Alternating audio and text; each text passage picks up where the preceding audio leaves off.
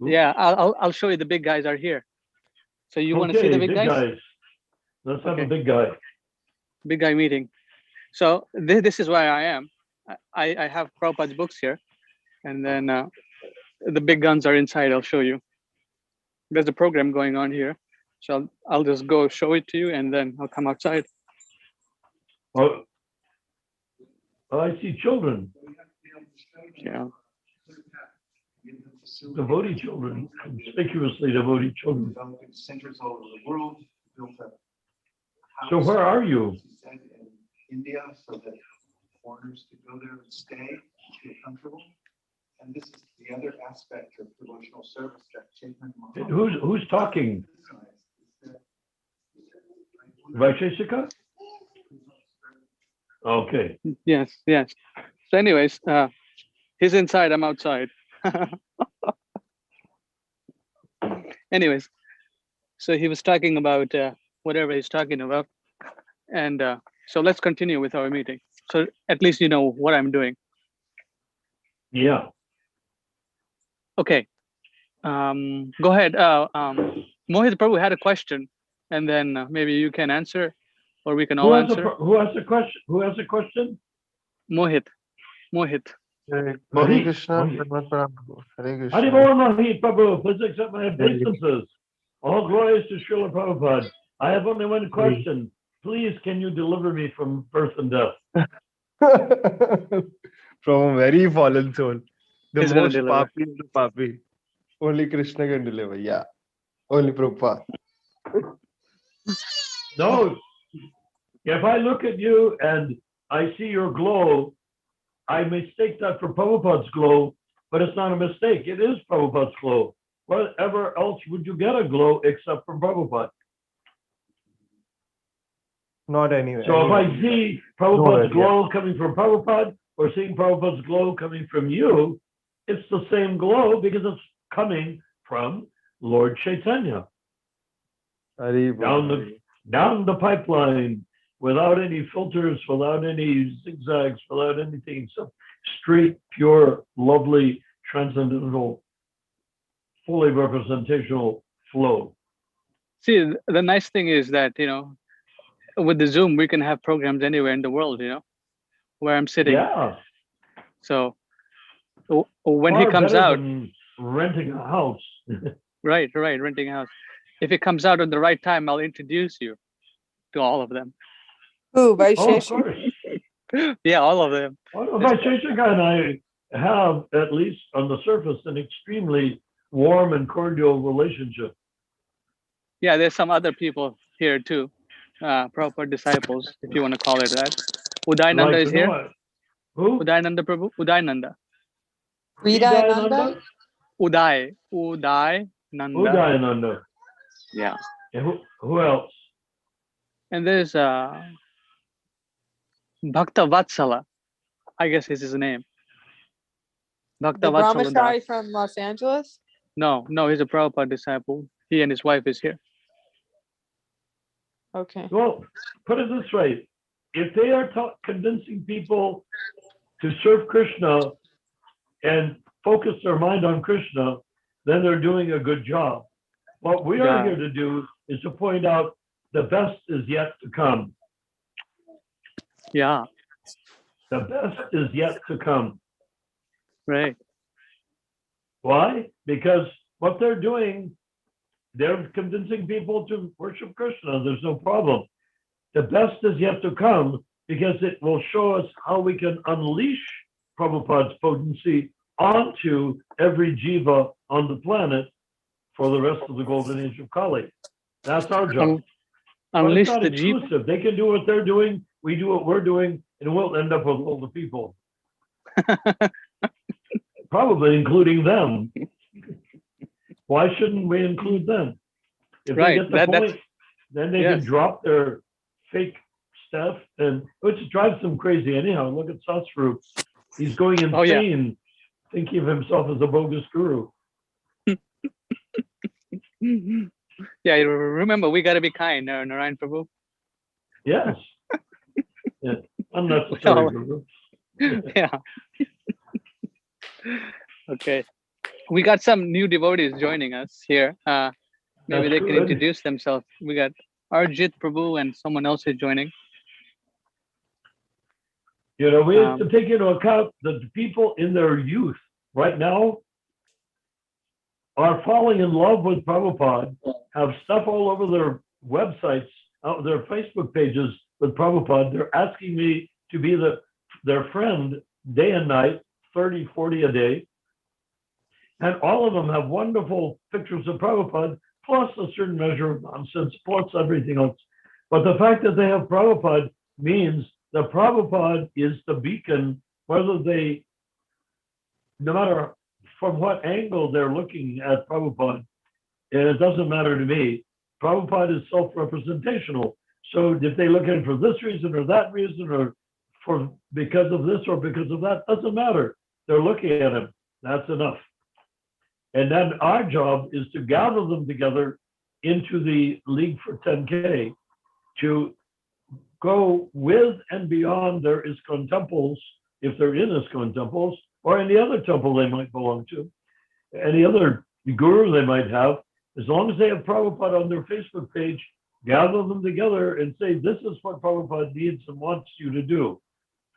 And it was wonderful. That quote that I sent you, where Prabhupada said that Lord Chaitanya didn't care for anything about people, he only cared for the holy name, right? That was electrifying. Hello? Yes. What happened to Ramachandra? I'm back. It's just cutting me off. It's just a connection problem here, I guess. Okay, I'm back. Oh, Yeah. okay, there you are. So it doesn't matter why people choose Prabhupada. We know why they choose Prabhupada. He is sent by Krishna as Krishna's counterpart, as the Narayana Rishi was Krishna, Narayan, and Nara, Arjuna. The Krishna and his counterpart, all attractive. So Prabhupada and Krishna together or individually are all attractive. And if people are attracted, it's because they're all attractive. Now we just need to put feet and substance behind it so that they can embrace the next wave of Krishna consciousness, which is not going to be old-fashioned, but will really be best in the hands of the Indian techies or any techies. But at least it has to look at the algorithms and you'll see Prabhupada comes out on top. Look at all sorts of stuffy stuff and you'll find bogus, unnecessary guys coming out on top. So we want to stick with the pure algorithmic essence of Krishna's algorithmically perfect original nature. Jai. He's the top of the algorithmic stack. Hmm. And anyone who chants Hare Krishna is of that top algorithmic stack. It doesn't matter where in history you appear, Jai. or what birth, or what gender, or, as I'm fond of saying, what species. Doesn't matter what species you belong to. You can jump right in, no matter what your species is. If we open the door, if we say, don't, this is not for animals, this is not for birds, this is not for trees, it's not for plants, only for human beings, particularly ones that have lots of money, then we're limiting. But if we say, no, this is for everyone, including, and guess what? The people with all the money, they will be so impressed, they'll give their money if we are preaching to the every jiva, not just humans with money jivas. It's a switch that has to be clicked, like a light switch. Turn the light on. Okay, where are we? You wanted to put something up to read, or you wanted to put somebody on to answer a question? What is it? I'm just simply here at your service. Mohit Prabhu had a question, so maybe he can ask. Okay, Mohit Prabhu. Okay, yes. Remember, you're the chairman of the board, and I'm just a crazy guy like Gorkashore Das Babaji. No, Haribol. Haribol, so Elizabeth Mataji would elaborate my question much properly because Hare Krishna, So what Mataji. is your question? So the Two question sisters, was, Ganga and Yamuna. Oh, Saraswati. Oh, look at those beautiful children. And look at, they are very attracted to those books.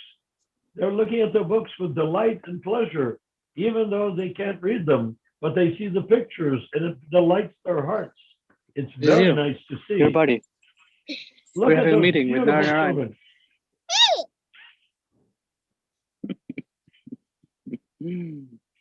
Why not tell them that how cute. Narayan is impressed by their love for Krishna? Yeah. So they're just So coming, cute, playing Prabhu. outside. Yeah, they come outside, they play, and they go in. Well, Right. but they came out and they saw Krishna, they saw playing, they started looking at Krishna. Yes, yes, yes. Okay, now Mohit has a question. Do you know what the question is? He's going to Mama repeat Chanda. his wonderful question. No, he's going to repeat. okay, Repeat, He can repeat, but you should, I can't understand his question too well from my hearing situation. Maybe you can repeat it to me so then I can get a full. Rupa knows. Rupa Manjari. She's the Yeah, boss. please, she's boss. Yeah. He was basically asking that if we don't read Srila Prabhupada's books as they are, that that when we speak, we'll only be emitting anarthas. Well, that's a tough one, isn't it? Yes and no. Remember the Brahmin that was sitting with the Brahmins, he was sitting on the floor with a copy of the Bhagavad Gita turned open to the picture of Krishna and Arjuna on the chariot. And he's sitting there weeping.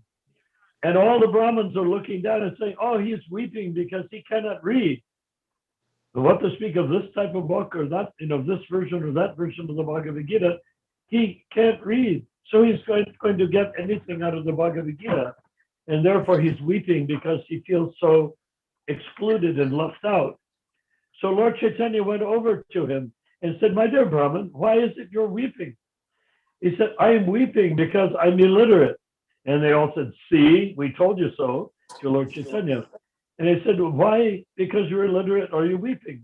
He said, I cannot read, but I'm looking at this picture, and it amazes me that the supreme source of life, the supreme personality of Godhead, Sri Krishna, is so kind and so merciful that he has come down to become a Shudra, essentially charioteer of his devotee Arjuna. That he is so compassionate gives me the sense of worshiping him night and day.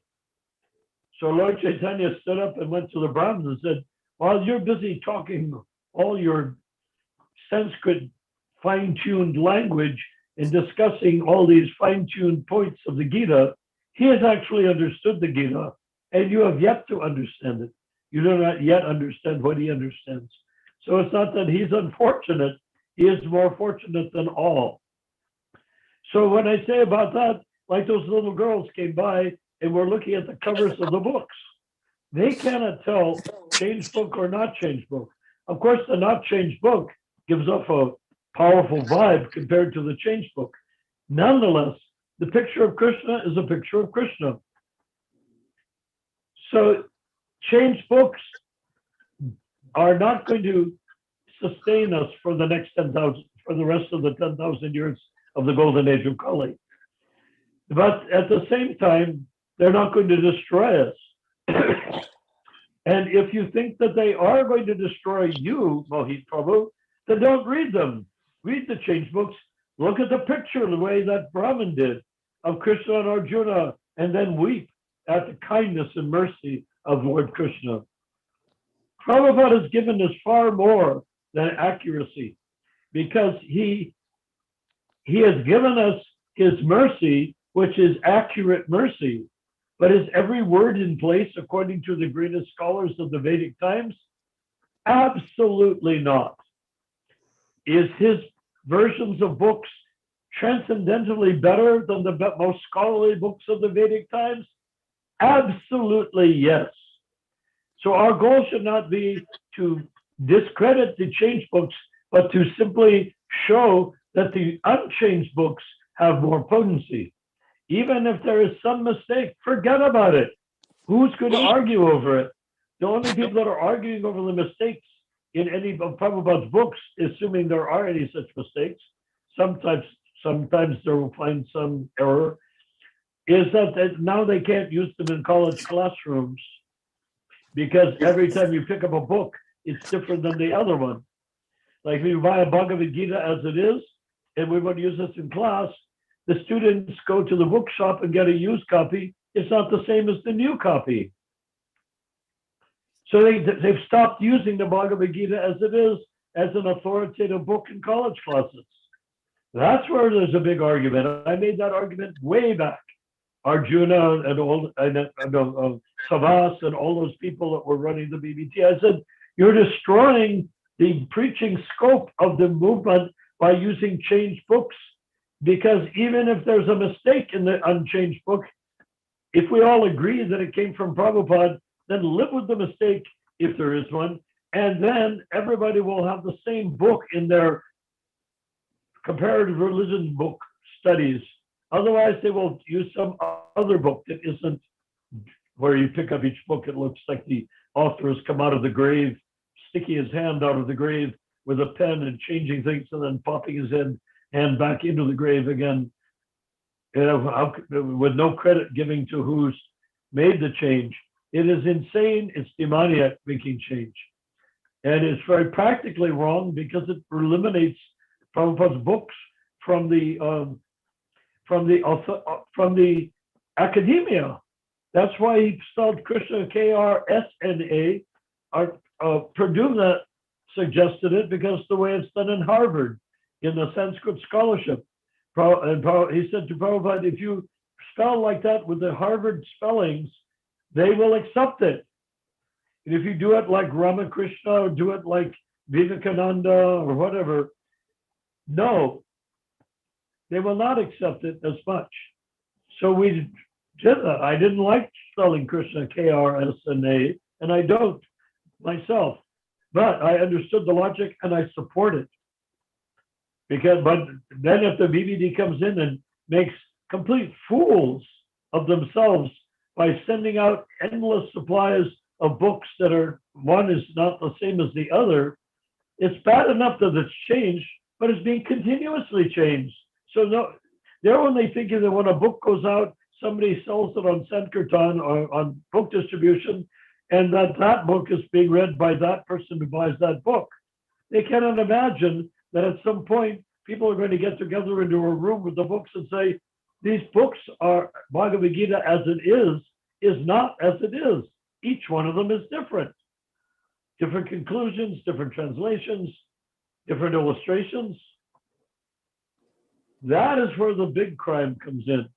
It de-authenticizes Prabhupada's books as the standard for the golden age of Kali. Hello? Everybody still there? Yeah. Something went blip on the screen. We're here. Yes, everyone's here. Okay, have I answered the question? As far as should you not read the changed books? Read what you can get your hands on. They're all changed. If you read one Gita and pick up another Gita and another Gita, another Gita from different printings, they're all changed. So you can read them, but you can, with a little money, a little time, a little patience, and an Amazon account, you can get the original ones from Krishna.com. They can get it from me. Why did it go anywhere? I'll give it to them. Even better. Then Yeah, get it from me. That I have it if you here. get it from See it here? Ramachandra, as Or here. another thing, it'll add to that sum of controversial money that everyone would love to get their little paws on. And Yeah. every time you buy from Ramachandra, you're increasing that fund of money that they want to Take get a look, their guys. hands on. Yes. Anyhow, at Ramachandra, you're the boss. Was that an okay answer, or did I miss the boat? Good answer. Very good answer. Was a good answer? Good. That's a good answer. But did Mohit think it was a good answer?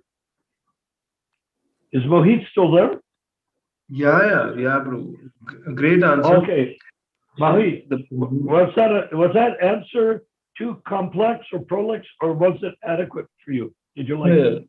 Not a complex answer. You were point blank on target. As far as One more changed books question. are concerned, if it's Prabhupada's translation, even if they butchered it, what Prabhupada said about uncles is a blind uncle is better than no uncle. The question So which these changed books yeah. are blind uncles. Are we going to say stop using them? We could say don't stop using them, just replace them with real ones. But if you don't have anything else, use the bad one and replace it as soon as you can get an account on Amazon. We want to look forward. We're not want to criticize. We want to go backwards. We don't want to find fault with people in the Kanista Adhikari platform. Do you know why? All ISKCON people are Kanista Adhikaris. Do we agree on that point? Do we agree that there's nobody in the ISKCON movement that follows the regs, worships the deity, takes prasadam, reads some sort of Prabhupada's books, hears some sort of kirtan, sometimes Prabhupada's melody, plays mridanga, sometimes Prabhupada's drum beat. There's nobody that is not a Kanista Adhikari. Would you agree? Well, yeah, what's the symptom of that? Can anyone The answer that? symptom, If the someone was a symptom Madhyam is- Adhikari, no. This is a question to the devotees here. This is a question to, if they were Go Madhyam ahead. Adhikaris, you think they would stay in this institution the way it's going? No, they no. wouldn't. If they No, were Madhyam no. Adhikaris, they would transform the movement into what it's meant to be. Right. Why would they leave? They wouldn't leave. They'd change the movement. After all, Yes. remember when we got, my brother and I got, said Hadi there's going Bol. to be 50,000 Wanna give people me something? marching to the sea at Thank Rath you. after 1970, and about 35,000 people showed up to see if they were really going to show up. So if you have that many Madhyam Adhikaris, they'll say, read the Prabhupada's books, read Rupa Goswami saying insufficient guidance. Come on, let's make it right. The Madhyam Adhikari wants it to be right. He has no political. But what I was saying about the ISKCON Kanista Adhikaris, all Kanista Adhikaris, the one thing to understand is, and we have to learn to forgive and forget and to overlook. And that is, the Kanista Adhikari platform is based on being an imperfect devotee. In other words, the Kanista Adhikari platform is based on making mistakes and learning to overcome those mistakes by reading, chanting, and practicing. And how many mistakes can you make?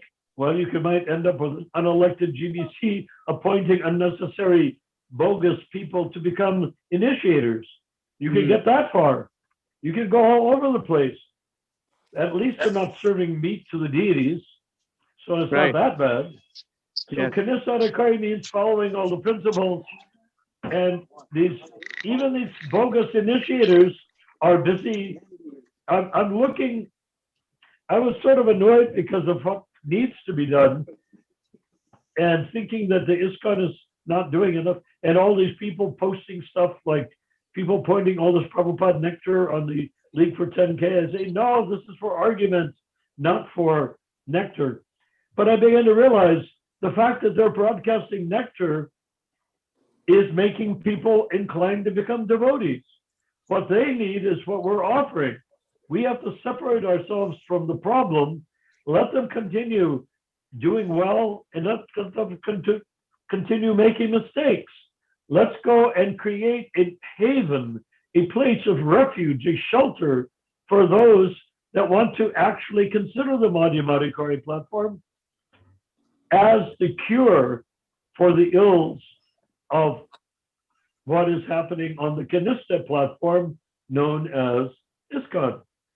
ISKCON will always be imperfect. Kanista will always be imperfect, but we need to start as Prabhupada said, boiling the milk. Refining is going to be more and more. He said it so many times.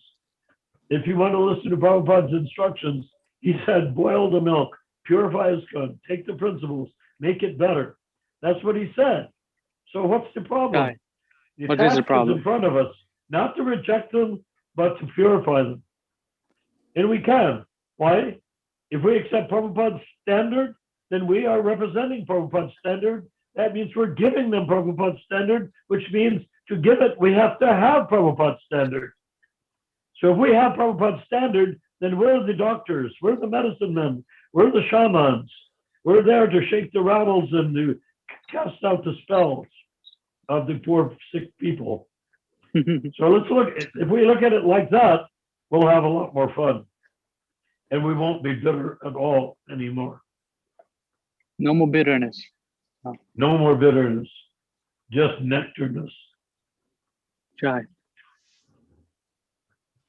Because if we are preaching even to the animals and the vegetables and the grass and the tree, roots of the grass, the roots of the trees, I say that, if we are doing that, then who's excluded?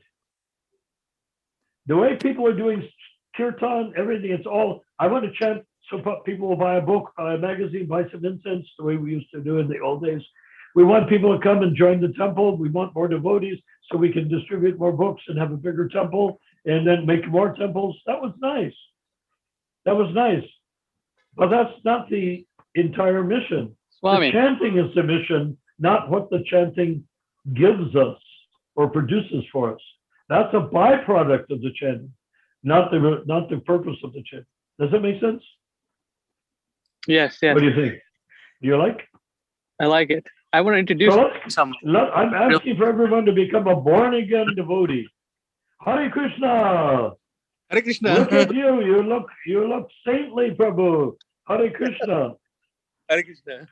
You are glowing with bhakti.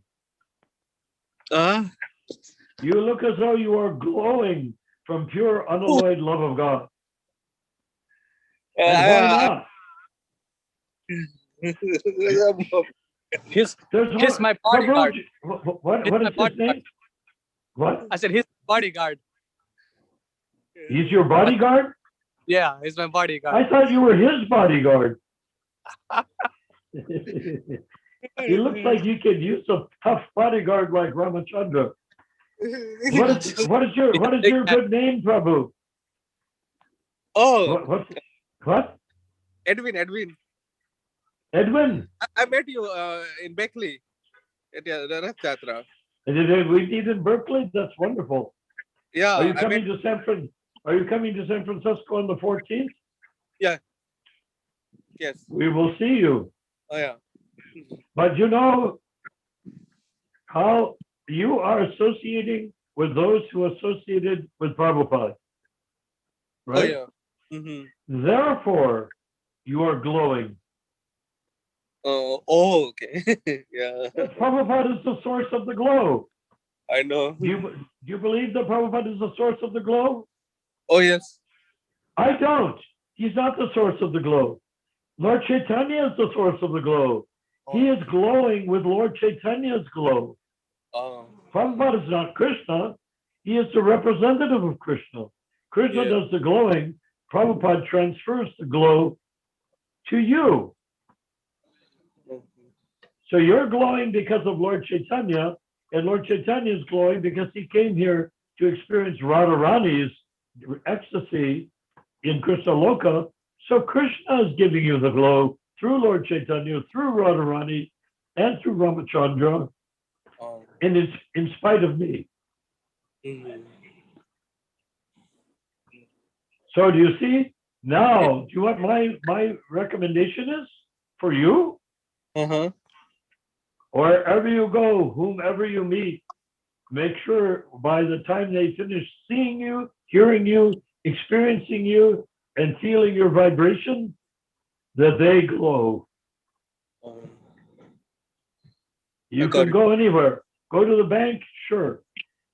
Make sure everybody in line when you're waiting, they are glowing by the time you leave. You want to go to the supermarket? Make sure the cashier is glowing. by the time you leave. He's a disciple of Bir Krishna. He took No, initiation. that's Bir Krishna is my junior godbrother. Oh wow. Mm. Bir Krishna and Bir Mala, they were my godbrother and godsister way back in the early 70s. Wow. They were living in a beautiful apartment at New Dorka. Oh, So long time. Yeah. so they met Prabhupada. Wow. Therefore, they are glowing. Mm-hmm. So you can glow if they are glowing. Mm-hmm. But take into consideration, Prabhu, what happened to Edmund Prabhu? Oh, he's here. I'm Oh, here. yeah. So, yeah. Well, he disappeared for a My moment. body. So I- take into consideration that I- we are who we are. Did he run away? Hey, come back. All right, let's continue. Okay, let's continue. So I was going to tell him that he is able to glow because of Prabhupada that he received through Bir Krishna, because Bir Krishna met Prabhupada, he met Bir Krishna, he met you, he met me, he met everybody, Rupa Manjari, and therefore he's glowing. Jai. So do you think do you think he was okay with that? He's okay with anything I say and you say. He's okay with it? Yeah, why not? Is he ready to let go of his death grip on Bir Krishna? We'll find out at the outro time. Yes. So it doesn't matter. We'll put him to the test. If we convince him of what we're doing, the League for 10K, Oh, Haribol, eat it. you know, sorry. if we convince him of what we're doing, then he can go to Rath Yatra and say to Bir Krishna, I've been your disciple. Now you can become my disciple. Because I am That's now excellent. the disciple of Prabhupada, and you gave that up to become whatever. Kanishta So now you initiator. can become my disciple, and I will tell you, I want to make you back into Prabhupada disciple. That's a good one. We have to offer them a solution that is very simple and Yeah. digestible. You know, be like, here, Yes, we'll turn it around. You become my disciple. yes, and why not? Why not? Right. I mean, and why not? If he can become the disciple of a disciple of Prabhupada, then if he is disciple of Prabhupada, then Bir Krishna can become his disciple. Yeah. Yes. And Bir Krishna says, no, I am the guru, you're the disciple. He said, because I'm more advanced than you are. He said, well, let's compare our bhakti with each other. Maybe you're more advanced, maybe I'm more advanced. How do you know? Right. That's very But if you really want to know who's question. more advanced, Ramachandra is more advanced than any of us, except for one person, that's Rupa Manjari. She's very advanced. Oh. Yeah, she's coming to Rath Yatra, I heard. Yeah, Yeah. It's the latest rumor. Yeah. We're driving up on Wednesday. Jai, see, I knew it. Haribol. We are depending on Krishna, Right. not on the material energy. If we depend on the material energy, we'll all catch COVID and die. If Yeah, we that's depend why- on Krishna, we'll all live forever and preach in every birth. That's why I'm inside. I mean, that's why I'm outside. Because of the COVID. No, I'm just Yes. kidding. It's my excuse, you know. The COVID is inside. Yes. So in New Dorka, it's the supreme personality of Lord COVID. Everyone bows to COVID instead of Krishna. They really affect. Yeah. They will not even talk to each other without masks on. yeah, the manager here was saying you require a mask. I'm like, I don't want to wear a mask, so I'll stand outside and distribute books and have my Yeah. Zoom meetings. Yeah. Worked out. So Arijit Prabhu has a question. He says, "Can you please explain the greatness of Radhakund?" Radhakund. Yeah. The greatness of Radhakund is fully explained in its name. How can we call it great or not great when it's called Radhakund? Is Radharani great? Is her bathing great? That's the greatness of Radhakund. It is the bathing place of Radharani. Anything else is just icing on the cake.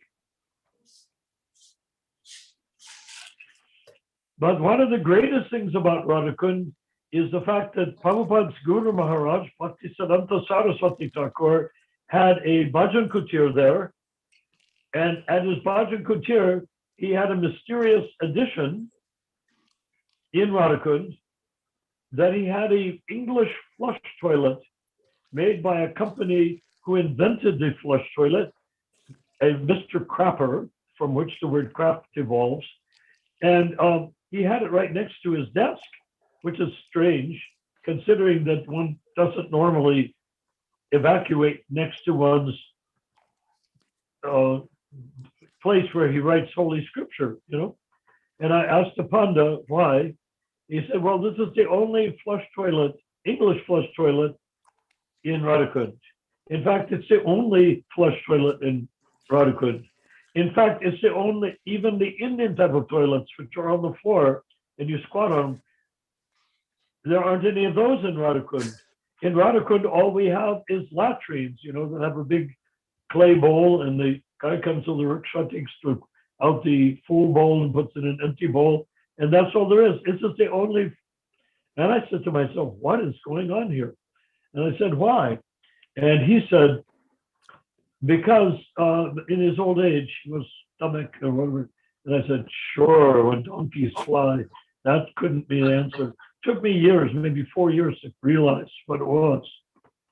And then it dawned on me, and it's very obvious. The glory of Radhakund for Bhaktisiddhanta Saraswati was emulating his spiritual master chanting in the latrines of Navadvip. So he put in a English copper flush toilet to honor his spiritual master, Bhakti Gorkashore Das Babaji. And so if that can be an honor, then we can imagine how great is Radhakund and how much greater is Srimati Radharani for her having Radhakund as her kunda. Is that a strange enough answer for you? What do you think, Rupa? Yeah, it's a good answer. He said, yes, Prabhu, clear. Yes. Otherwise, we're just gossiping about gopis, and we're not qualified. Prabhupada said about the Srimad Bhagavatam, there's all those cantos, and it starts with Krishna's body parts. The Srimad Bhagavatam starts out with the first canto. Those are Krishna's lotus feet. Then it progresses up through the cantos to his knees, to his thighs, to his waist, to his chest, to his arms, to his neck. Then 10th canto to his head. That is when there is talk about the pastimes with gopis in the Rasa Lila. So we're talking about Radhakund. That means we're talking about gopi pastimes. First, contemplate the first canto of Srimad Bhagavatam. Then progress up. When you have realized first canto, then realize the second canto, then realization of the third, realization of the fourth, of the fifth, realization of the sixth, of the seventh, of the eighth, of the ninth, then realization of the 10th canto. Then you are qualified to discuss Radhakund. Otherwise, Mm. it's just gopi pastime gossip, which is called Sahajya. Sahajya. Sahajya, yes. There was a devotee named Paranjan who made a Gopi Baba club, and Prabhupada condemned it completely. And Paranjan said, but Prabhupada, it's based on your writing of the Krishna book. And Prabhupada said, you are not qualified. First, you have to realize the first canto. And he absolutely became so angry at the idea of going beyond that, that he threw his silver plate with opulent prasadam face down on the floor in front of Paranjan. And then Paranjan got up in a fit of rage. He was the head of the Spanish BBT. This is 1975. He stormed out of Prabhupada's quarters and did not come back until after Prabhupada entered Samadhi. And then he came back saying that, oh, Prabhupada Anti-Defamation Defamation Society, bogus, because Prabhupada, he never got forgiveness from Prabhupada. He never asked for forgiveness, and he never bowed down to Prabhupada after that point. So it was just bogus. So that is what we have to avoid. And Prabhupada took his beautiful prasadam in a silver dishes and threw them face down on the floor to emphasize, do not go artificially to 10th canto. And Radhakund is beyond 10th canto. So if we want to know the pastimes, I've given you practical pastimes. I've given you the practical definition. That is really Radhakund. Beyond that, realize each canto first. And when you are fully vibrating in transcendental ecstasy, chirpulating is described in the first canto of the Bhaktivedanta with Ranaradi Muni's mother in the monsoon, chirpulating, vibrating in ecstasy to such a degree that the person sitting next to you, who's also a pure devotee, is also picking up on your ecstatic trembling, and he begins to tremble in harmony with you. Then the others, maybe 30 in the room, they all tremble in ecstasy with you, and you with them by that time. That is when you can talk about Radhakund. Thank you very much. Jai. Before that time, concentrate on your japa. He says, actually, it was stated in Nectar of Instruction, so from there I read. What did it say? What did it say, Arjit Prabhu? Jump into Radhakund. That's probably what it said. No? Well, what did it say?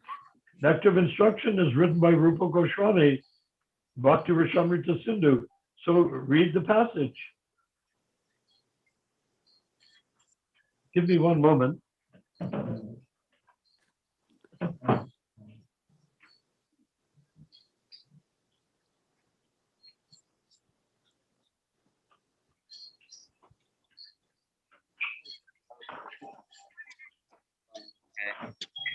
Haribol, you're going so early. What's going on? What? Wait, work tomorrow? Okay. Can he read from that Nectar of Instruction, or can you describe where it is and can you read from it, Ramachandra?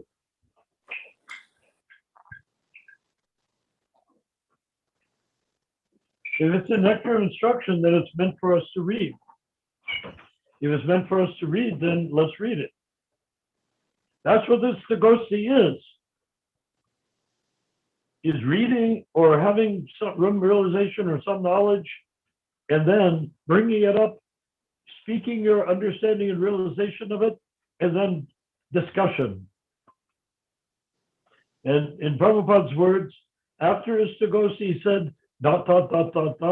then the perfection.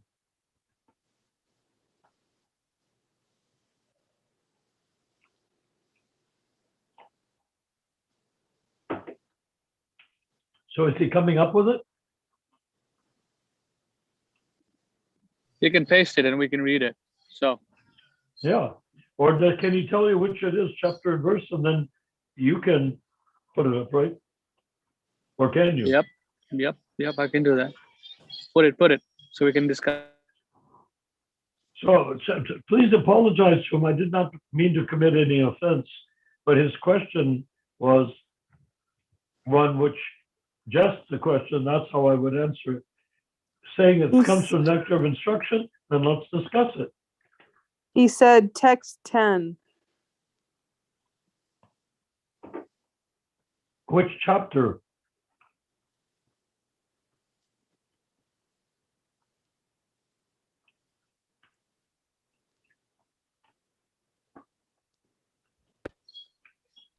You know which chapter it's from? Waiting for him to paste it. Or can he paste it? Or Ramachandra can paste it easily. He's got it right there, I think. Okay, he put it into the text. Should I read it? Definitely, but I don't see the text yet. It's in the chat. Okay, well, The just read it. I don't have to read it. The holy place known as Mathura is spiritually superior to Vaikuntha, the transcendental world, because the Lord appeared there. Superior to Mathura Puri is the transcendental forest of Vrindavan, because of Krishna's Rasa Leela pastimes. And superior to the forest of Vrindavan is Govardhan Hill, for it was raised by the divine hand of Sri Krishna and was the site of his various loving pastimes. And above all, the super excellent Sri Radhakund stands supreme, for it is overflooded with the ambrosial nectarian prem of the Lord of Gokula, Sri Krishna. Where then is that intelligent person who is unwilling to serve this divine Radhakund, which is situated at the foot of Govardhan Hill?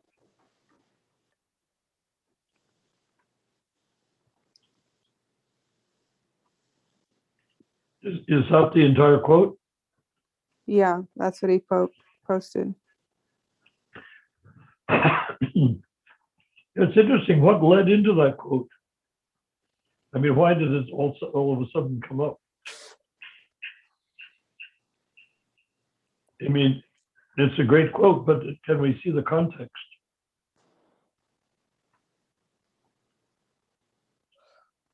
In other words, what is the shloka before it? Verse 9 or whatever.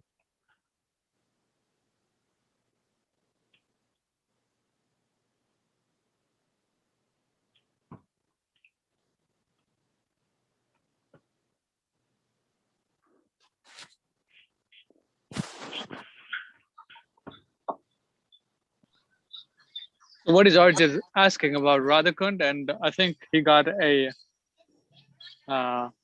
realization from Narnayan Prabhu and his realization.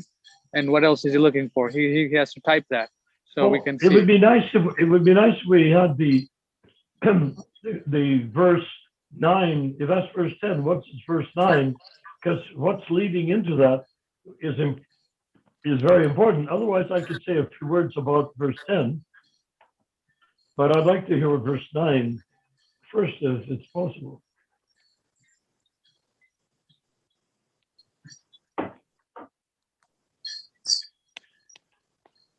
So anyways, he's muted. So let's continue. If he doesn't respond, then we ignore You can't until he unmute responds. it. You can't. He has to unmute unmute him? himself. He has to unmute himself. Does he know It's He that? okay, says- Prabhu. He says, Prabhu, it's okay, I got the answer. Okay. Great. But then I will comment then, if I may, on what is written there by Rupa Goswami, who is one of the gopis. Rupa Manjari is Rupa Goswami, who's one of the gopis mentioned in the Rasa Leelas in Vrindavan, and is that these things are mentioned just to give us not a clue, but a full, blazing, brilliant nova of light to show us where we're headed. if you can, people, anyone can visit Radhakund. That, well, anyone, meaning anyone who has permission from Krishna. Otherwise, they won't even know where Radhakund is. But if someone can get to Radhakund, they're already blessed by being able to get out of a taxi there and step outside and see the bathing ghat of Radharani. But these things are so intimate, yet how many people in Radhakund are absorbed in that? Well, in one sense, you could say all of them. How can you be in Radhakund and not be absorbed? And there's Babajis everywhere that are absorbed. So that's very good. But then again, how many become Uttama Adhikaris at Radhakund? How many even become Madhyam Adhikaris at Radhakund?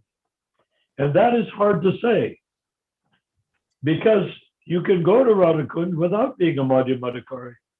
And you can go to Radhakund maybe just barely being a Kanistha Adhikari. Okay, we got some new devotees in. Narayan Prabhu, No, from that's wonderful. Krishna, Okay. Krishna Kishore from Mexico. Krishna Kishore Prabhu, where are you at now? Hare Krishna, Prabhu. Hare Krishna, Haribol. Prabhu. Please accept my humble obeisances to all of you. Glories to Srila Prabhupada. Now I'm from India, Prabhu. I'm in Colombia. Bienvenido, bienvenido. Gracias. Haribol. Hare Krishna. Hi, thank you for attending, Prabhu. Haribol. Okay, do you want me to finish the last phrase about the Radhakund or not? Let's skip that for now. Krishna Kishore, do you have any questions or anything for Narayan Prabhu or realizations you want to share? How we can assist you in your preaching over there? Hare Krishna, Prabhu. I would like to hear, and then if anything, I can ask you, okay? Okay, it's good. Well, then let me just say that what we're doing with the League for 10K, League for the 10K means 10,000 years of the golden age of Kali. What we're doing here is stripping down Prabhupada's movement down to its essentials. And what are its essentials? Shravanam Kirtanam, which is what we get in a temple or anywhere, but it tends to get stuck. We're saying how to not be stuck, how to open up our Krishna consciousness to realizing that Prabhupada is the authority for the golden age of Kali. And we don't have to worry about gurus after Prabhupada, because we don't have to worry about Yogacharyas after Lord Chaitanya. Lord Chaitanya is the Yogacharya. He brought the holy name. Prabhupada is the last in the line to deliver the holy name, which is the Hare Krishna mantra, of course. And from the Hare Krishna mantra, you can then become the source. Lord Chaitanya made it clear. You don't have to be a Brahmin. You don't have to be initiated. You don't have to be anything. You just pick up the holy name and distribute here and there. If you want to become a initiated devotee, you can go to a temple and the temple priest can initiate you as a Prabhupada disciple. But if you're chanting Hare Krishna, you're already a Lord Chaitanya disciple. And that means that Prabhupada disciple means Lord Chaitanya disciple. So you're already a disciple of Prabhupada, and you don't need anyone to interpret Prabhupada for you, because there's nothing to interpret. All Prabhupada did was tell us to chant Hare Krishna. Everything else is just extras. Yeah, I would like to say something, Prabhu, to you about this this thing that you were saying, because you said Prabhupada is there. You don't need like any retweet, any leader, because there is this phenomenon that. Sorry. Okay, considering that if you chant Hare Krishna or hear Hare Krishna mantra once, you're going to go back to Godhead. That Prabhupada said, that Lord Chaitanya said. You're going to go back to Godhead. Then what does a person initiating you give you that you didn't have the minute you heard the Hare Krishna mantra? What can he give you? You're going back to Godhead. Then what else do you want? What more do you want than going back to home, back to Godhead? Now, I don't if you want to think go that. back to, go ahead. Yes, his question was something else, Narayan Prabhu. What I'm What was thinking, it? I couldn't Krishna. understand it. Yes, Krishna Kishore Prabhu, can you re-ask your question about what you were saying? Then I can repeat, or Rupa Manjari Prabhu can repeat. Yeah, Rupa Manjari. Yeah, Hare Krishna Prabhu, thanks. Yeah, it is a comment about, you mentioned something very important, that the Prabhupada is there. We don't need like any like retweet leader, because this is like this phenomenon that sometimes there is this retweets, these leaders, and people, how to say it? Sorry if I cannot explain. We're talking about that yesterday in some class that we had.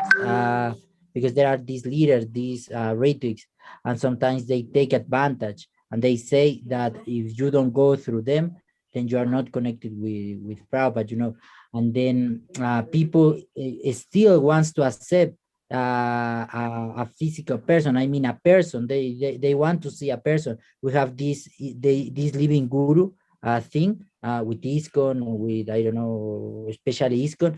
It is because they want to see a person there. So that is also we have seen that this is also going on even among so-called retweets, because even Prabhupada's followers, they want to see a leader. They want to see somebody who can guide them.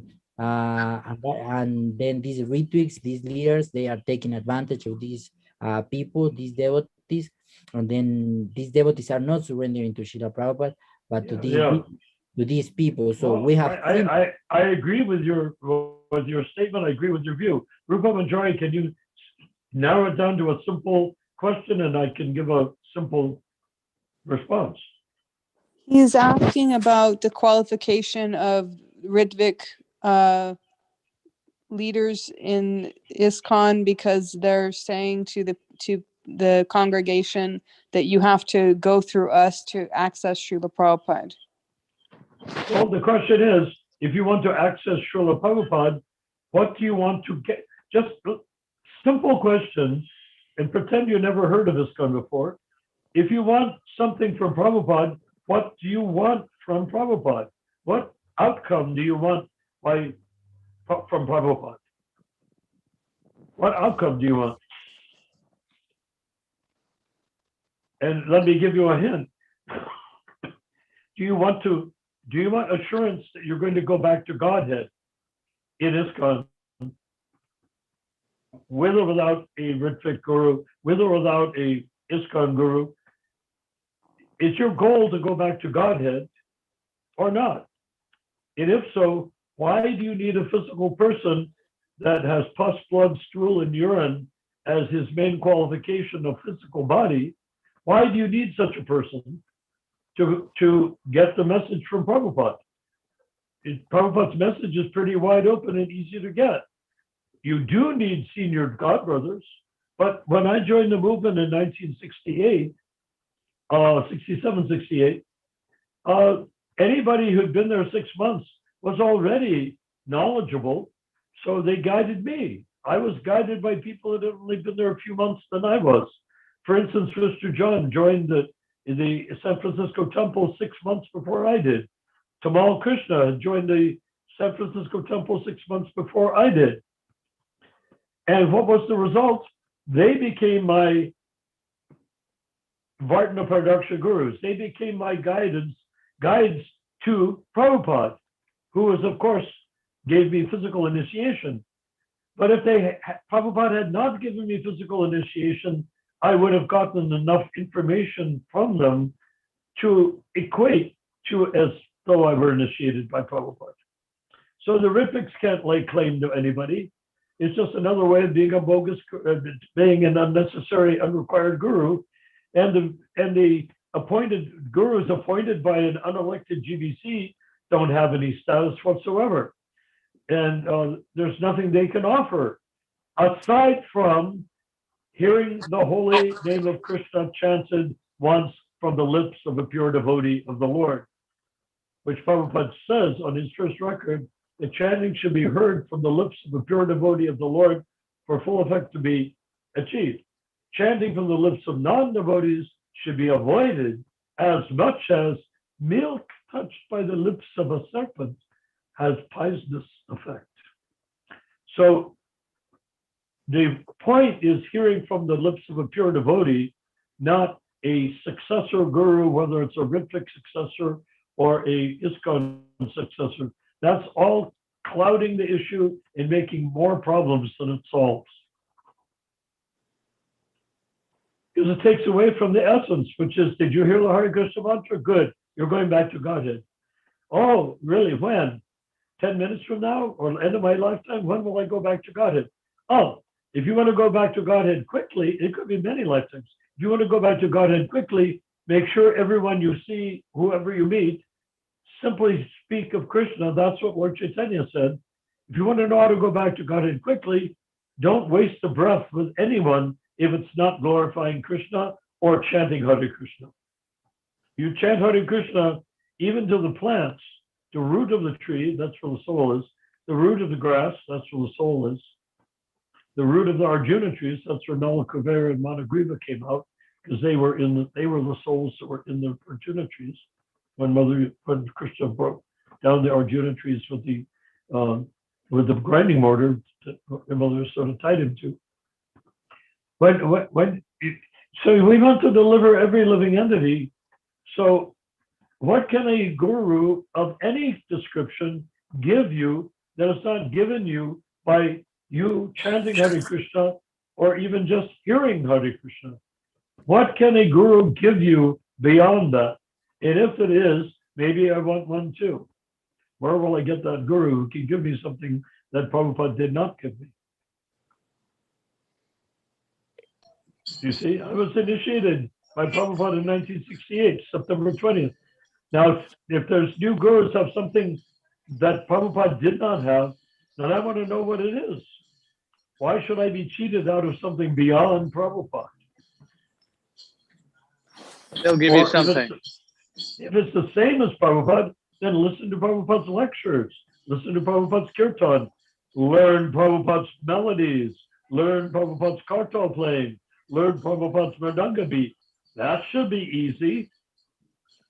Instead of big guru and then playing some nonsense Bollywood melody, you come and listen to Prabhupada chant real melody coming from Krishna Loka. Why not? Was that answer sufficient, Krishna Kishore Prabhu? Or do you need more clarification, or you want to share something? Or do you disagree? If you disagree, give me your disagreement. Or give Ramachandra or Rupa Manjari your disagreement. They're better qualified than I am to answer questions. Is there, but we are still looking. We are so full that is still Prabhupada is there. Prabhupada's transcendental vibration is there, but still we want to surrender to some person, some so-called retreat leader, and then we want to surrender to Prabhupada, but we finish surrendering to another condition. So you have to ask them, surrender to Ritvik, surrender to ISKCON Guru. What is the advantage? What do I get beyond going back to Godhead? What is the Guru going to give me? It's just talk, blah, blah, blah, blah, blah. It's all belonging to a club like Boy Scouts. What is the benefit of any Guru after Prabhupada that is not delivered already by Prabhupada? What is there? What are you going to be guided towards? What are you going to get from a Guru, whether it's a Ritvik or an ISKCON Guru? What will you get that you don't already have? Can you answer that, Prabhu? Yeah, you got to ask these questions to these people who want a living Ritvik or living ISKCON Guru or living something. What are they going to get that Srila Prabhupada has not given already in his books, in his lectures, in his letters, all these things? What are they going to give you? Substantial. Is it going to give you the Maha Mantra? Well, Prabhupada has given that. Are they going to give you books? Prabhupada has given books. Prabhupada has given so many things, the Bhaktivedanta database, the letters, how to manage ISKCON. Everything is there. So what are you going to get from an ISKCON Guru, from a Ritvik? What are you going to get? Some personal connection? Well, you have that personal connection there already with Prabhupada before you even got to that initiator or the Ritvik. Yeah, and if Right? you He want read his book. initiation, if you want to be a Pujari, you have to become a Brahmin initiation, twice initiated. That's fine, because whoever is doing the wedding ceremony, who's ever doing the Shraddha ceremony when a person dies, or the Anaprasana ceremony when a baby is 4 months old, who's ever doing other ceremonies can also initiate you as into ISKCON or initiate you as a Brahmin. Also, why not? Why not? If you're going to be Pujari, they can train you to be Pujari, then initiate you as Pujari. Why not? Initiate you as a Brahmin. You can be It seems, initiated. You don't yeah, have to it's have a imitation of Prabhupada to do that. A fake Prabhupada doing it. No, you don't need a substitute Prabhupada. You have Prabhupada. Just go for the real Prabhupada. Anyhow, is there any? I think he has some issues, and I think maybe what is he leaning towards? Is he leaning towards ISKCON gurus or Ritvik no, gurus? no. This Krishna Kishore Prabhu is a Prabhupada disciple. He has people who are looking for living, so-called living Ritvik or living ISKCON guru. So he's trying to tell them that Prabhupada is their guru, and they don't need a living Ritvik. If they want it, they can, but it's optional. Prabhupada is still alive. That was clarified by Thakur Bhaktivinoda. Thou art living, still and sound. And in Prabhupada's case, the sound you can get through your headset. Whereas in Thakur Bhaktivinoda's time, you had to get the sound from the astral plane or something of that sort. By hearing things that normal ears can't hear. Actually, people have been. Sorry. Go ahead. Yes, Krishna Kishore. Yes, go ahead. Yeah, actually, that is the point, that we have like two barriers. I don't know how to call them, but you have these ISKCON gurus, right? But then you overpass this wall, and then you have the Ritviks. Yeah, you are closer to Srila Prabhupada, but then there is another wall. Yeah, but they're trying to create. They're trying to create a personal following. Also, it looks like. Yeah, Ritviks are also trying to create a personal following. Yes. True. That is a fact. So we can neglect. Prabhupada would put it. We can neglect them. We don't have to become involved. Just tell people what do you want out of initiation? Do you want to go back? Is going back to Godhead your goal of taking a guru? Is that what you want? Like a Catholic church, do you want to have holy water poured on your head?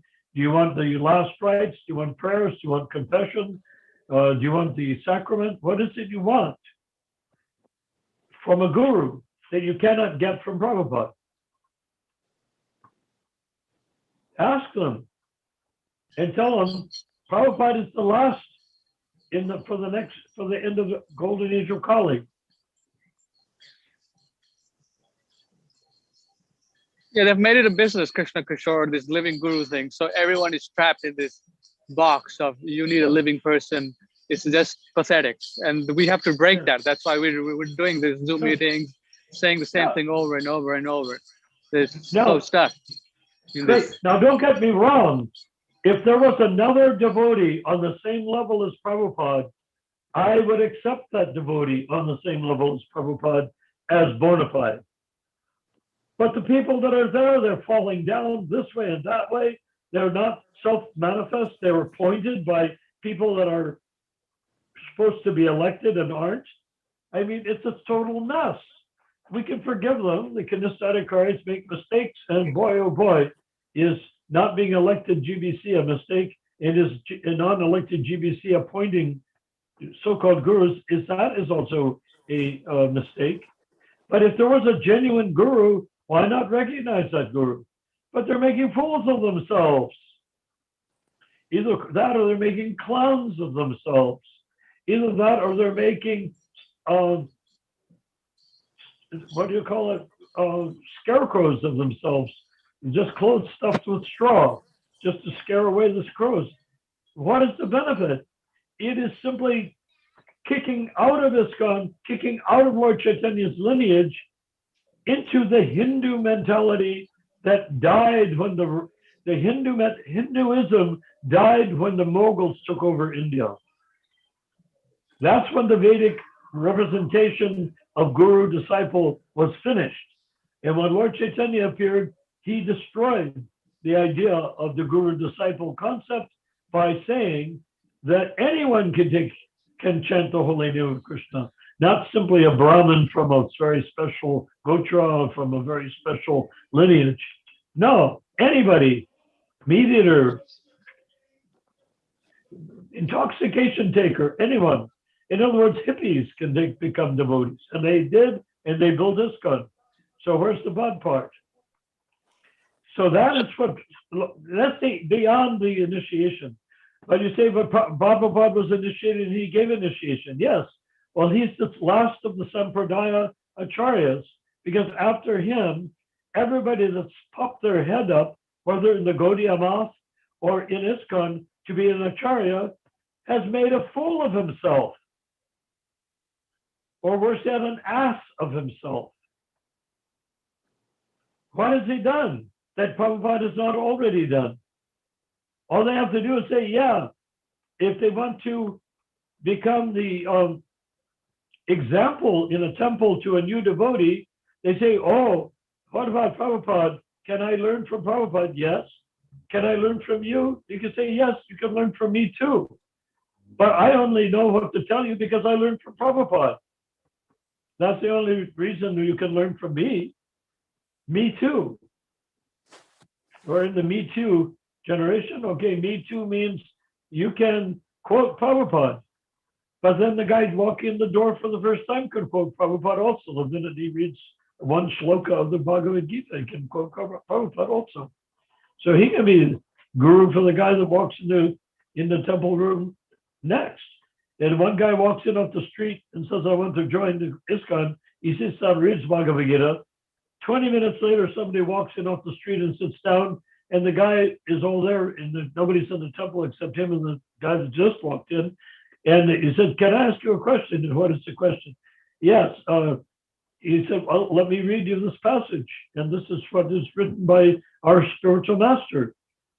He has already become the guru of the guy, and he's been 1 hour in the temple, the other guy's 15 minutes in the temple, and the 1 hour is already the guru of the one that came in 15 minutes ago.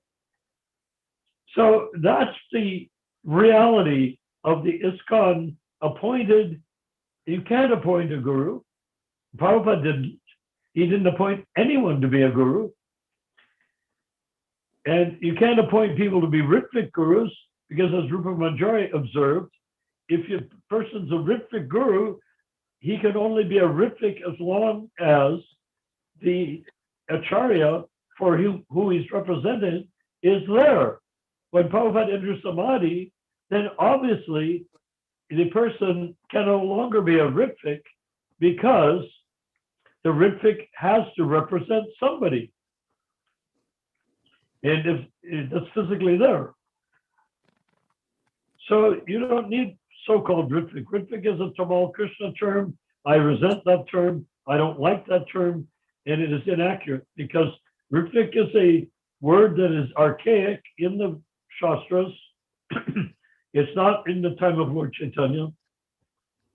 And and even the Muslims took up the word Ritvik to name their children, their firstborn son. They will name him Ritvik because they like the way it sounds.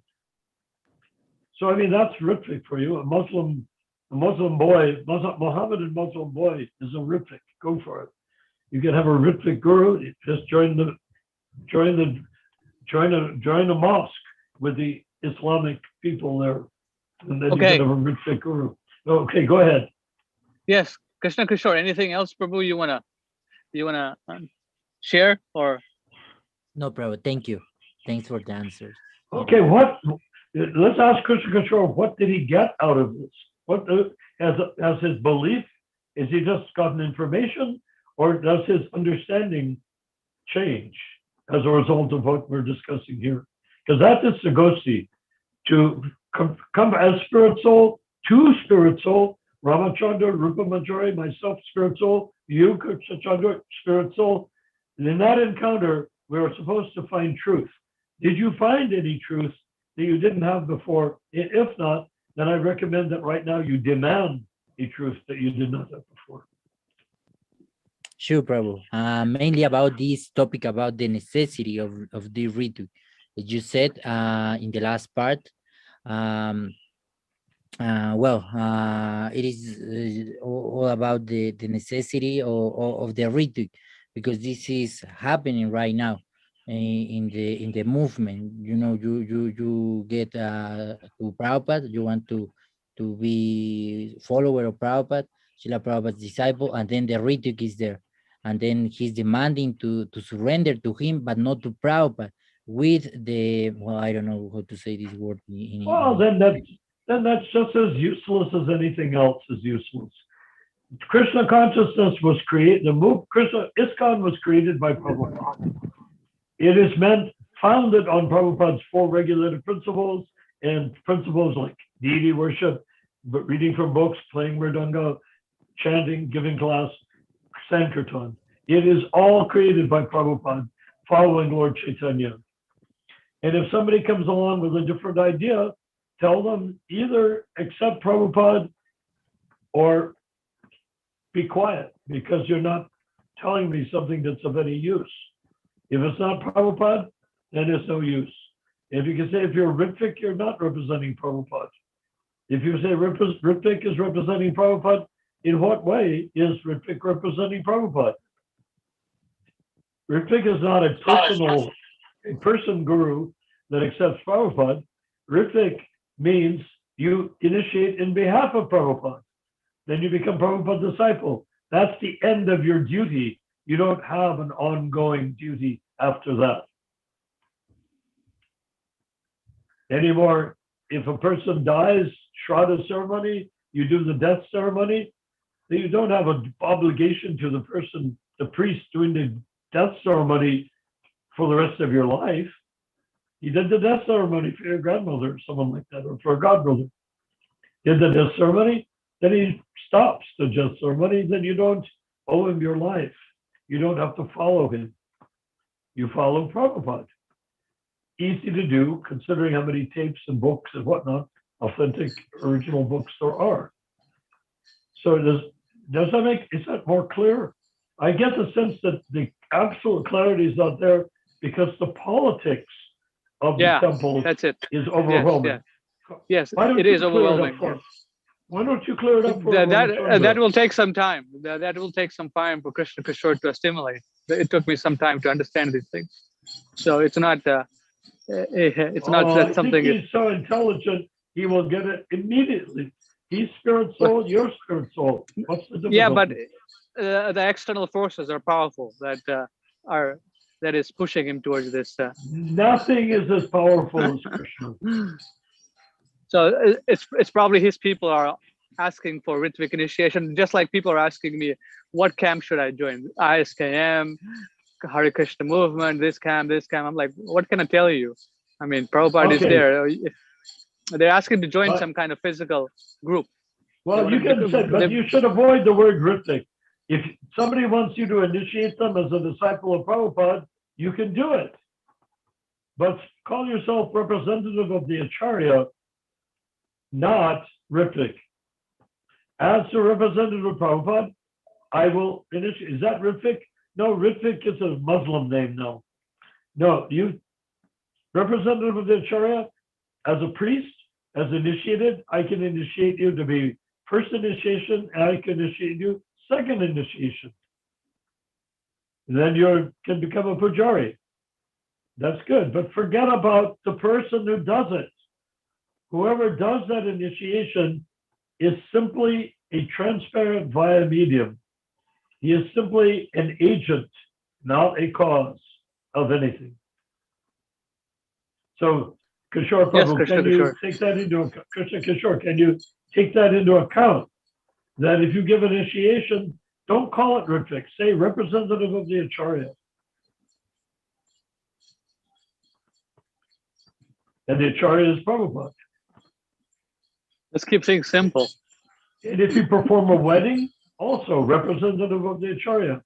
Death ceremony, Shraddha ceremony, that also. Representative of the Acharya. Wedding, you do a wedding, representative of the Acharya. And there's the Acharya. Right. Jai. Let's keep things simple. Let's not complicate things too much. People like to complicate things. I've noticed everywhere. Because they want three things that Prabhupada warned us against: profit, Yes. adoration, distinction. Hmm. Distinction means now I am Guru.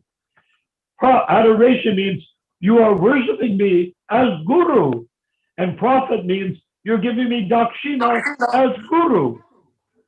Profit, adoration, distinction must be eliminated from our temples, from our lives, from our hearts.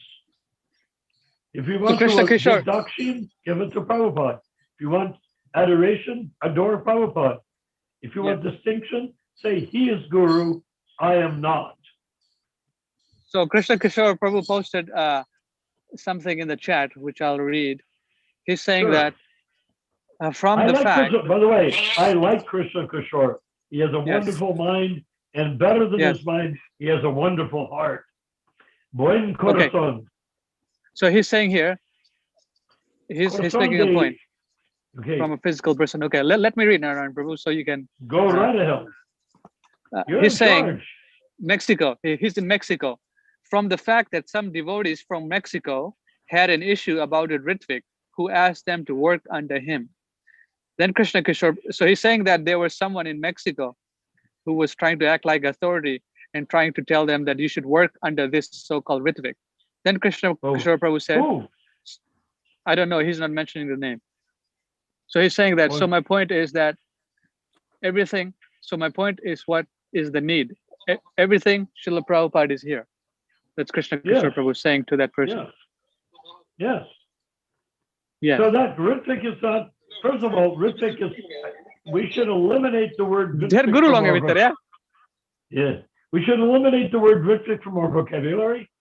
And at the same time, a Ritvik that wants anyone to follow him is bogus.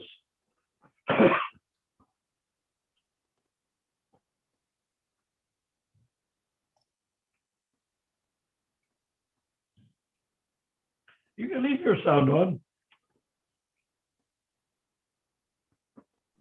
No, I don't want to leave my sound on, but let's continue the discussion here. Thank you. No, if they want to leave, it brings somebody else into the conversation, do it.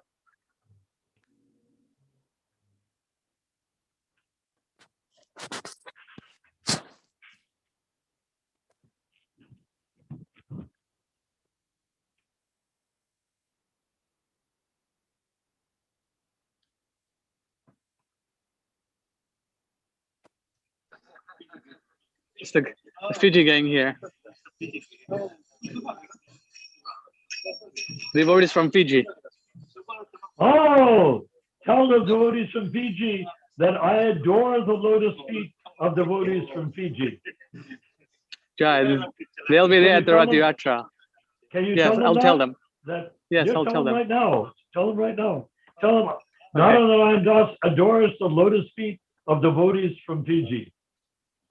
Okay, you can tell them. 1 second. No, you can tell them that I said. Go ahead, just tell them. I'll tell them. First, get their attention.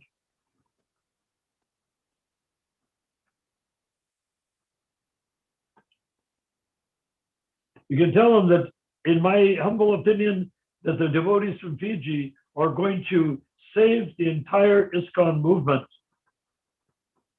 from becoming an antique movement and will make it into a modern algorithmic movement.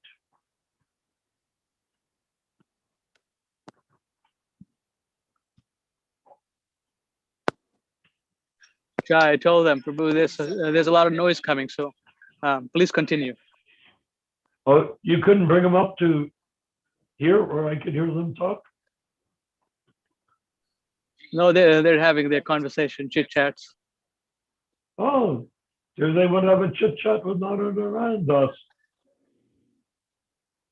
Tell them I was a devotee before they were born, long time.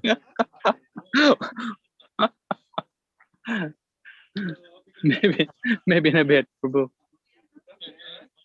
Why not tell them Narayan Das is inviting them to say Hari Bol?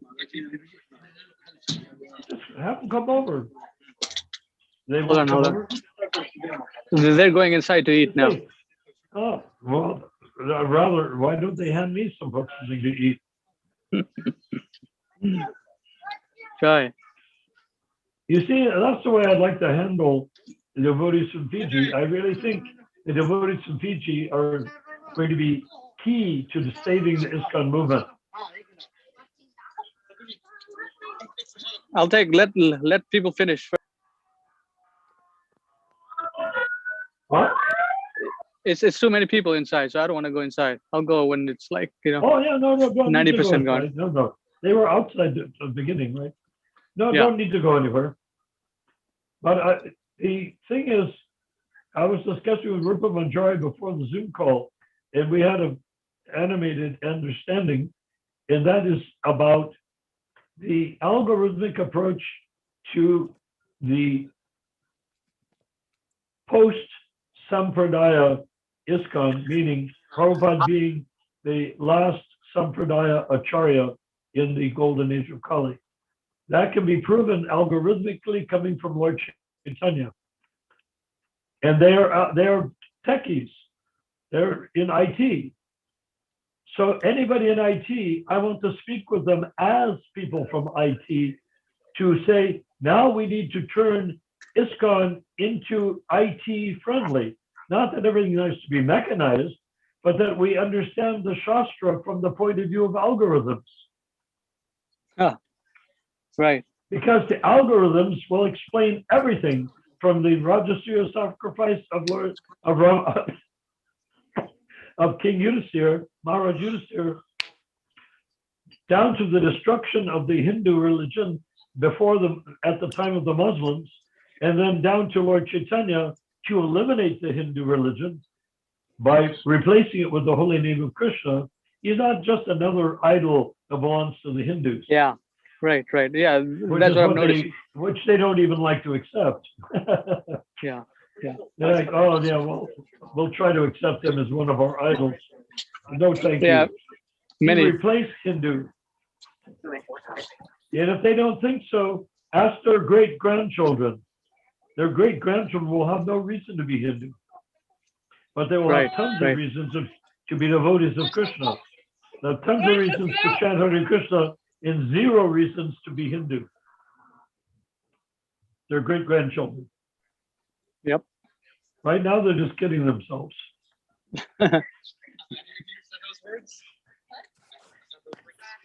But we need more Rupa Manjari, I think. I'm squawking away like a chicken. Well, Ramachandra, can we stay at your house for the time that we're there? Sure, why not? That's the plan, right? That's what we wanted to do originally, so that's it.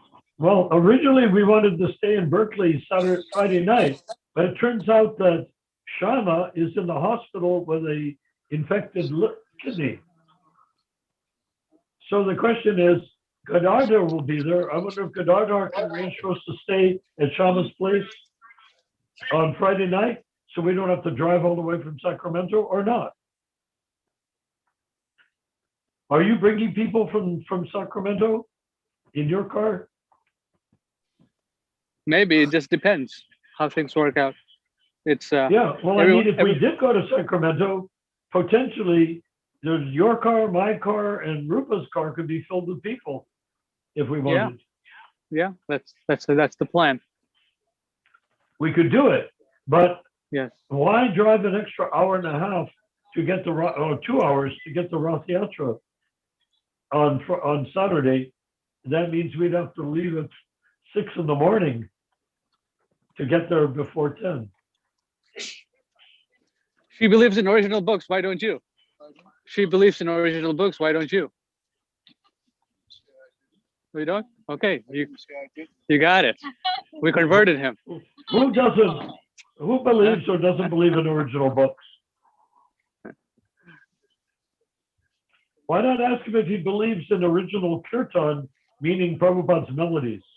Right. Haribol. Why not ask him?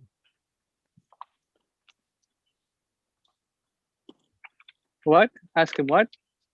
if he believes in Prabhupada's Vaikuntha melodies, or if he likes to chant Bollywood melodies. He has a They'll be- mridanga. He thinks he's a big kirtan guy. Well, does he know kirtan or does he know Bollywood? When he comes outside, then I'll ask. Who is it?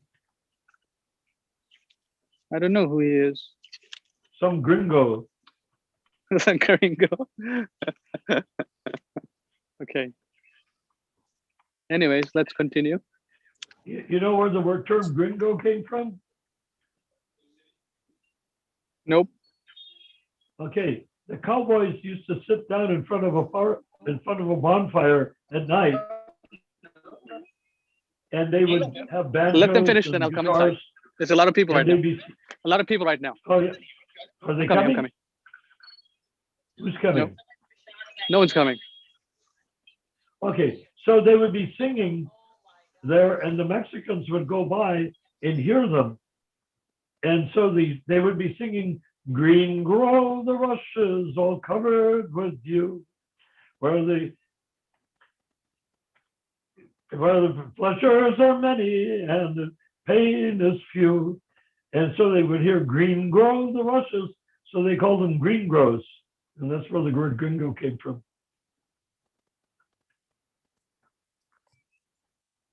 So we need to make people misunderstand the Hare Krishna mantra so they will call us, well, they call us Hare Krishnas, which is sort of absurd, but.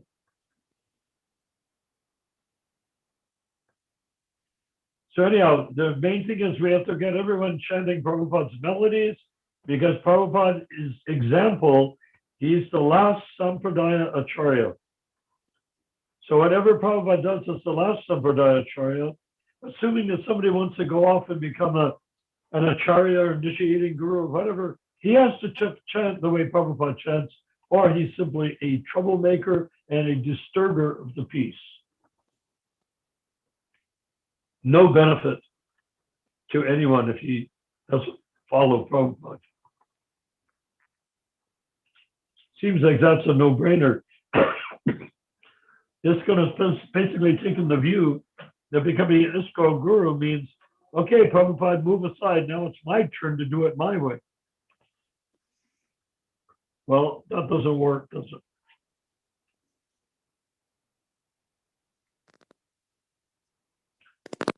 So where are we? And I thought Rupa was going to be talking instead of me. Rupa, could you kindly interrupt me or something like that? No, you're on a roll. That's the problem. You get on a roll and roll me to the side of the road. I'll crash into a tree and you keep on going and roll along.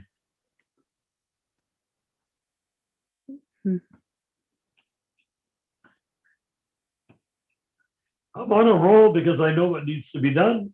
I know how it needs to be done.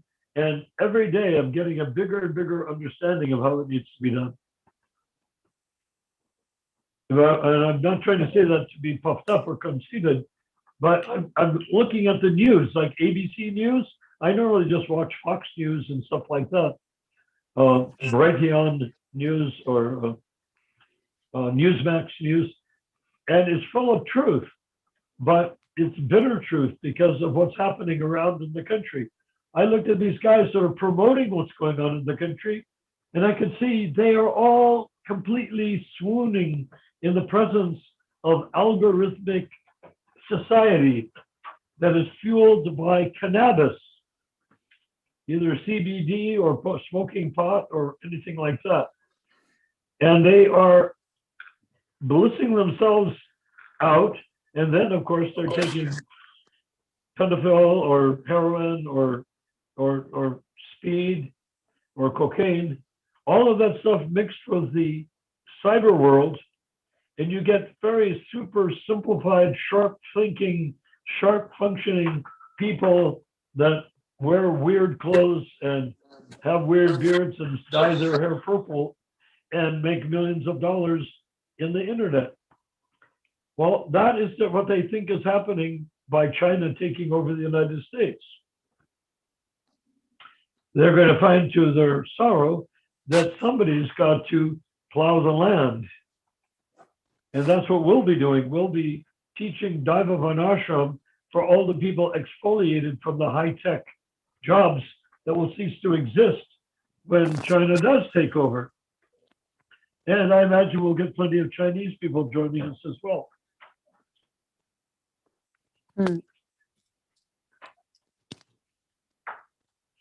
But we're not, you see, I'm dealing with the fact that I predate all sorts of technology. I even predate my own generation because I was raised in an old-fashioned way on a farm with no electricity, hardly any, just barely electricity, and no, oftentimes no running water. We had to get water from the well with a bucket and stuff like that, and no communication with anybody, no television. Finally, a little radio, and being raised like that, I was raised as though I were in the 19th century, not in the 20th century. When I got into the 20th century, it was the early 20th century, before I was born, because my parents were considerably older. My dad was 50 when I was born, so I was born into his 1898 years of reality. So here I am in this technological world. Now I am beginning to wake up to the fact that nothing is going to go back to traditional anything in this country. It's going to go forward into cyber this and cyber that, fueled by Amazon delivered meals and fueled by drugs and fueled by God knows what. And people doing what I'm doing, living not on food, but on nutrients. I just live on capsules that I drop into a flask and shake around and drink. I've bypassed food, and that's what people are doing too. They're advertising it all over the internet. Why eat when you can just take nutrients instead? And you have a shake of this and wheatgrass powder here and some spirulina powder there. That's what they're doing. They're getting to the point where everything is internet, including your diet. What you eat is coming to you from Amazon or Walmart. So amazing, no? So this is a complete transformation of a sense of identity, which is why this particular Biden administration was able to sweep into power, because people are caught up in the dream of a cyber world, not a realm of make America first or something like that. They don't want it. They can't believe it. It doesn't relate to them. So we need to make ISKCON that transcendental also. They are more, the current cyber techies are more transcendental to life as we know it than ISKCON. ISKCON is still dragging around in a material state of mind with concentrating on their material bodies. Everybody on the internet is concentrating on their astral bodies, etheric bodies. And ISKCON is still stuck because we never realized our job is to deliver the holy name to every living being, including human beings, rather than just chanting to save our own asses from perdition, which is why we joined maybe in 1968. We wanted to save ourselves. But once you get a sense of what Prabhupada was teaching, it's not about saving ourselves. We're already saved. Now let us save everyone by getting them to do what we did, chant Hare Krishna, and concentrate outwardly, not inwardly with japa, outwardly with kirtan. And even japa, we can chant in such a way that the animals and every living being around us, of which there are unlimited supply, germs, things floating in the air, things in our body, they will hear us. And when they hear us, if we chant openly and welcomingly, like brother, sister, comrade, fellow jiva, I'm calling out to you as a jiva to you jivas, regardless of species jivas. That's here, you cannot chant yet, let's hear me chanting, and I will include you in my heart. I will include you in my aura. I include you in my feelings. Please come as I walk down the sidewalk. come out of the grass, come out of the tree, come out of the animal. And then people walk down when you're doing that. They're shaken when you do that. And they don't even know why. They're not even consciously aware of why. But that will make a difference in the world. Narayan, Imagine if- we have a comment. or a Okay, what's the question. comment? Okay, Hare Krishna Prabhu Dandavat Pranams. Prabhu, my question is that to be a follower of Srila Prabhupada means to follow his instructions. So many times Prabhupada used to tell about importance of devotee association. Without devotee association, it's difficult to practice Krishna consciousness. Well, yes. And that's what I'm talking about, chanting to the blades of grass and the trees, make them into devotees, and that will increase devotee association. But Rupa, would you kindly answer that question yourself? About devotee association. And I might give a hint, take into account that this is Istagosti, and devotee association is normally in temples. So go ahead. Well, we get devotee association through the medium of the Istagosti, but of course, it's always important to develop your Krishna consciousness in association with other like-minded people, because it's like two rocks rub against each other, they become smooth. And if you go into a ISKCON temple and join the ISKCON temple and shave your head or whatever, if you're a lady, that's also ISKCON, that's also devotee association. However, be careful not to get stuck. Because if you get stuck, you'll be chanting for yourself and for your, you'll think of yourself as your body, and you'll be trying to purify yourself, meaning your body, and you won't make that much advancement. So if you're going to be in a temple for devotee association, good, discuss Krishna Katha, but then make your goal to Sankirtan, to chant outwardly so everyone can hear and take part. It's not as scary as it looks. I did it in the early days of the movement. It's not scary at all. In fact, it's very blissful. What did you do in the early days of the movement?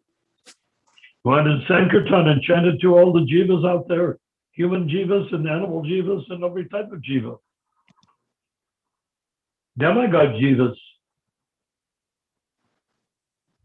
sun planet, moon planet jivas, ants, termites. We chanted everywhere as strongly and as blissfully as we could. Not just loud, obnoxious chanting. Bah, bah, bah, bah, bah, bah. No, beautiful chanting, so that when people hear it, they're attracted and want to come closer. If you chant, reaching out through the chanting to the hearts of every living being, including the humans that are floating around on the street where you're chanting Sankirtan, if you reach them and include them, not exclude them, and they go on Sankirtan, so-called, they call it Harinam, so-called Sankirtan in like near UCLA, they form a circle with their butts facing the crowd, and that's what they call attracting people. Well, I'm not attracted to people's butts, so why should anyone else be? So we need to be facing them in such a way that they feel that our heart is reaching out, is opening through the Mahamantra. Our heart is opening by chanting and reaching out and including them. And then when they feel included, they won't want to give that up. So they'll ask you, where is your temple? Can I come back and stay with you for a weekend or stay with you for a while? Or can I even join it? Maybe. That was how we created the ISKCON movement. I was there. I know the answer to that question. But it's not done by waggling your butt at people. It's done by opening your heart and letting them come into your spiritual space, in your existence, your transcendent, not your physical existence, obviously, your mental, emotional, psychological, astral, and spiritual, mental and spiritual existence, and your transcendental existence. That will be there, and they will be attracted. Do you know what? They're just like us. They're just like us. There's no difference between them and us, except we know the Maha Mantra, and they're just hearing it maybe for the first time. Okay, go ahead, Rupamachoy. I'm sorry I took away your platform, but I was liking what you were saying. Well, I want to hear what you have to say. Well, we want to hear what each other have to say, because that's what we're doing with each other. We're opening our hearts and allowing each other into our hearts. Right? Open our hearts, invite everybody in, invite one another in to our heart. Are you come into my heart? I come into your heart in the medium of chanting, in the vibration of chanting. It will be wonderful. And then everyone will experience a taste of Krishna Loka. What happened to Ramachandra? It's probably on a spree selling books.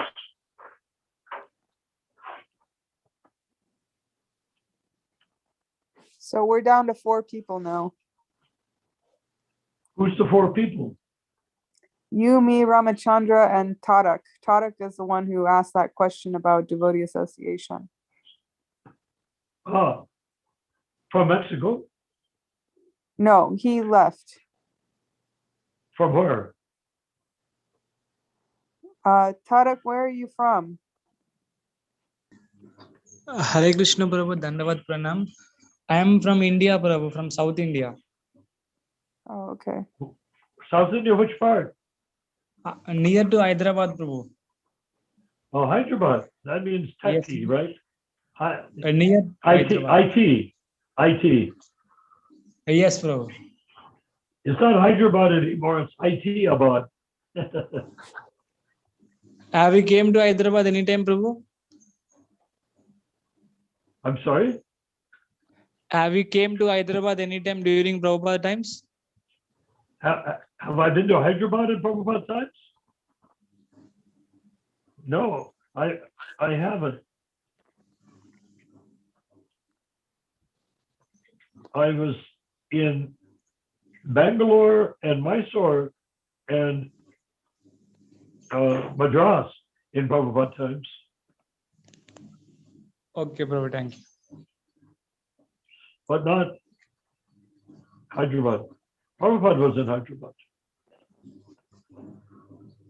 So what I'm saying is that anybody are you around what, 25 years old? Prabhu, I am 23-year-old, Prabhu. Ah, you sound mature for your voice. Ah. So if you're 23 years old, let me just say, with straw in mouth, with my hands folded, as you can see, and bowing down at your lotus feet, please, you are the future of ISKCON, because you can chant Hare Krishna without considering that you have to have some appointed guy that is like a Catholic priest, guru in ISKCON. You don't need it. And the embarrassing fact is they call GBC people that are not elected, which is not bona fide, has nothing to do with Prabhupada at all. So they're representing Prabhupada with ISKCON, and they are completely rejecting Prabhupada with GBC. So that has to be corrected. So please, I beg you, can you be part of the solution? We already have the problem. Can you be part of the solution and help us eliminate the problem? Do you like that idea? Yes, Prabhu. Prabhu. Yes, Prabhu.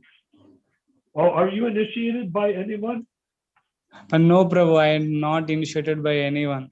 I want to Good. dedicate my life to Prabhupada teachings only. Yes. So if you're dedicated to Prabhupada, that is the gospel. That is what we are spreading. Prabhupada, you can say, Prabhupada is the last Sampradaya Acharya for the golden age of Kali. And because of that, everything you need, and I was saying earlier, and I'm sure you caught me saying it, I'll say one more time, and that is, if you've heard the Maha Mantra once, and you've chanted so many rounds, you've chanted so many kirtans, but if you simply hear the Holy Krishna, Hare Krishna mantra once, you're going to go back to Godhead. And that can be proven, because here we are, you're chanting Hare Krishna, you're going to go back to Godhead. Does that mean at the end of your lifetime this time? Not necessarily. It could be many lifetimes. However, in Vaikuntha Loka, time doesn't exist. So you're going back to Godhead is already accomplished, and that's what Radharani wanted Lord Chaitanya to experience as the Yuga avatar.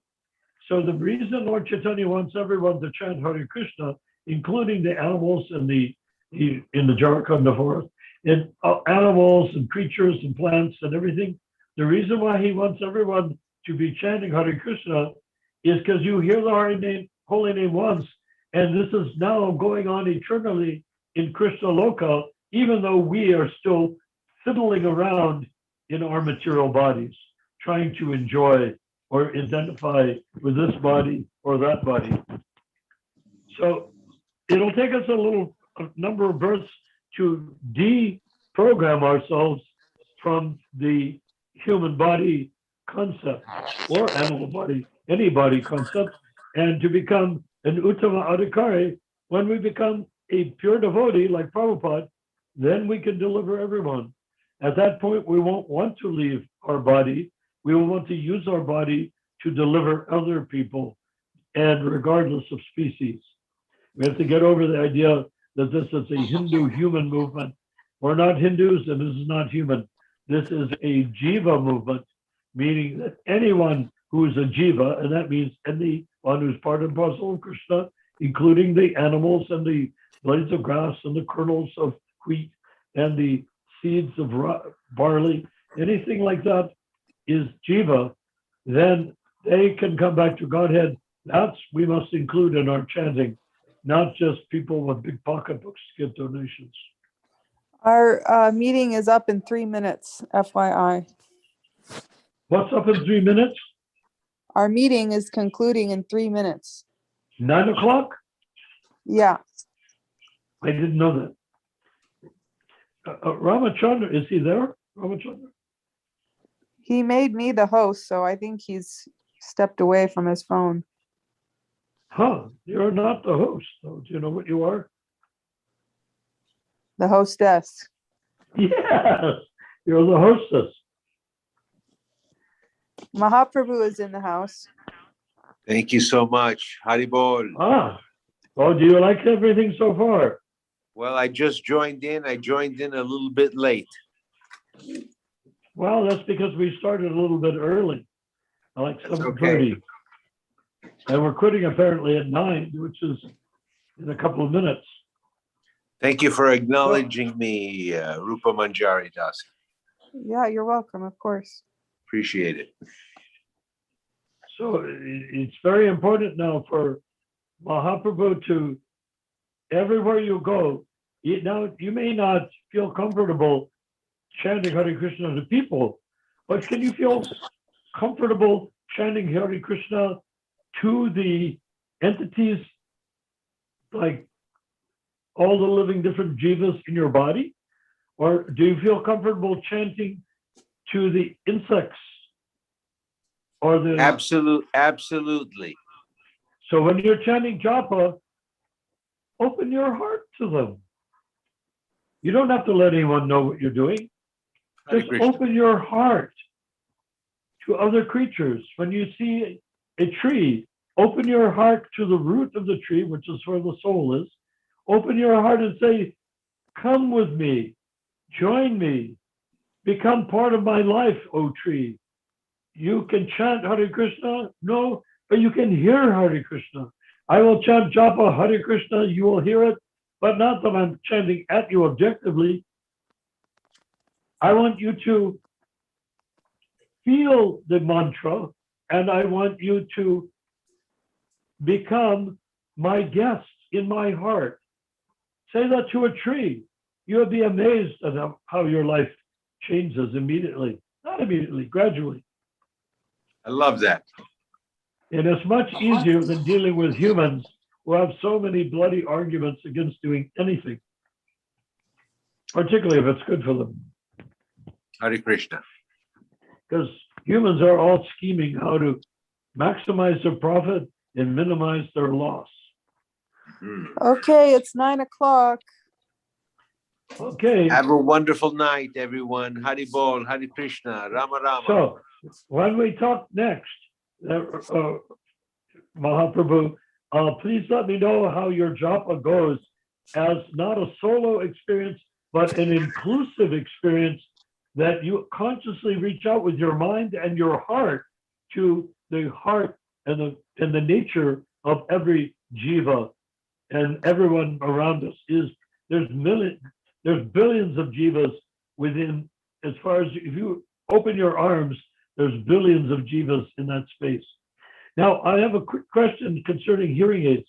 Did you check on how to fix them with the yet, or didn't have a chance yet? It looks like you need to purchase a new one. Well, that's another $2,000. No, $40. What does that mean? $39.99 For what? A for the hearing aid? ear mold. Oh, for the ear mold. Yeah, So the what would hearing I do? instrument. I would The give hearing instrument is working fine. Oh yeah, fine. So I would give the hearing aid with the ear mold, and they will take my hearing aid and put it in a new ear mold, give back the hearing mold and the new ear mold and the old hearing aid, and that will be $40. That's correct. Okay, I'll scrape up $40 somehow. We'll have Rupa Manjari pay for you. No, I don't accept from anybody. I only accept what is my allotted quota, nothing more. An early Each birthday, Upanishad an early birthday gift. don't accept only that which is your quota and accept nothing else, knowing well to whom it belongs. All right. So if I Okay, take something from so somebody, I will be taking from somebody else, which means I'm taking it belongs to someone else. Okay, all Rupa, right. wrap Of course, us if Good I up. night. became a Good night, Babaji or if everybody. I became a sannyasi, then people could give me money for airplane tickets and they could give me money for rags to wear and stuff like that. That would be fine.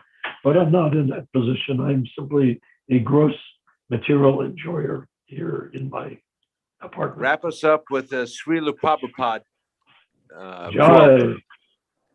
Okay, good night, Rupa. everybody. Rupa, he wants a Prabhupada quote. Can you please give him one? Prabhupada says, this Krishna consciousness movement will go down in history as having saved the world in its momentous hour of need. Hare Krishna. Thank you so much for that.